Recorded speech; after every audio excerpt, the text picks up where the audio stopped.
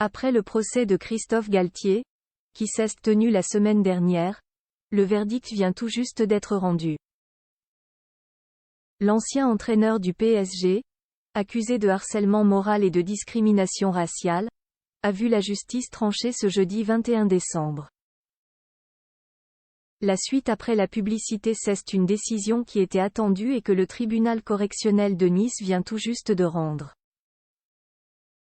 Elle concerne l'un des entraîneurs français les plus connus, Christophe Galtier. Avant d'entraîner le Paris Saint-Germain, l'homme de 57 ans a été le coach de l'OGC Nice pendant une saison, où les choses ne se sont visiblement pas très bien passées. Accusé de harcèlement moral et de discrimination raciale lors de son passage dans le club niçois, l'ancien footballeur a été entendu vendredi 15 décembre 2023 dans le cadre de son procès. Christophe Galtier s'est défendu des accusations qui pesaient contre lui et visiblement, il a su convaincre le tribunal, qui vient tout juste de rendre son verdict.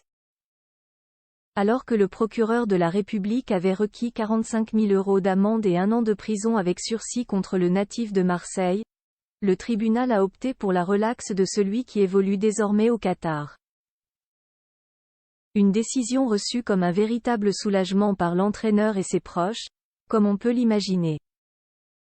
Lors de son audience la semaine dernière, l'accusé s'était d'ailleurs évertué à expliquer qu'il n'était pas raciste et qu'il était tombé dans un piège.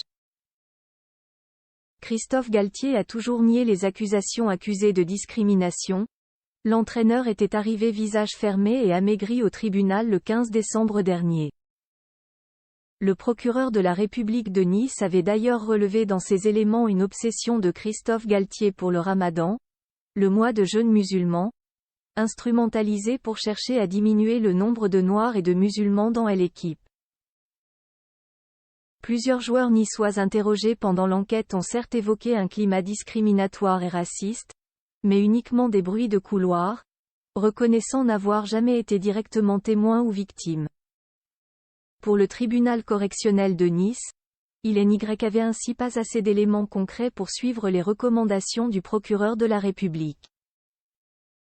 Désormais lavé de tout soupçon, l'ancien entraîneur du PSG va pouvoir poursuivre sa carrière du côté du Qatar, où il est arrivé l'été dernier.